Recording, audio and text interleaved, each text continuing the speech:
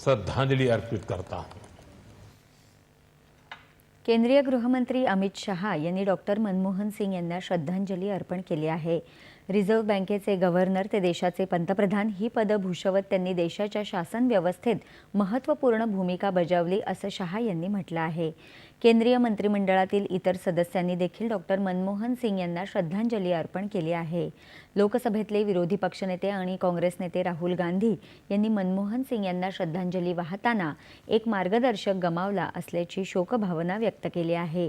त्यांची अफाट विद्वत्ता आणि सचोटी याची तसंच नम्रता आणि अर्थशास्त्राची सखोल जाण यामुळे देशाला प्रेरणा मिळाली असं त्यांनी म्हटलं आहे।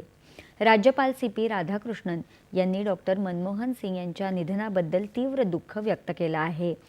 डॉक्टर सिंग यांनी संसदेतील चर्चांचा स्तर उंचावला असं राज्यपालांनी आपल्या शोकसंदेशात म्हटलं आहे।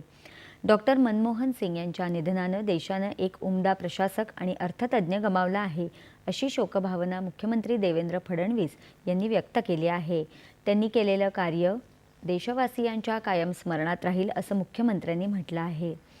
देशाचे माजी पंतप्रधान डॉक्टर मनमोहन सिंग आधी केंद्रीय वित्तमंत्री आणि नंतर पंतप्रधान असताना देशाच्या आर्थिक विकासाला वेग देणारी दमदार पावले उचलून देशाच्या अर्थव्यवस्थेचे नवे दालन खुले करणारा क्रांतिकारक निर्णय घेणारा द्रष्टा नेता अशी त्यांची ओळख इतिहासात कायम राहील अशा शब्दात उपमुख्यमंत्री एकनाथ शिंदे यांनी आपल्या शोकभावना व्यक्त केल्या आहेत।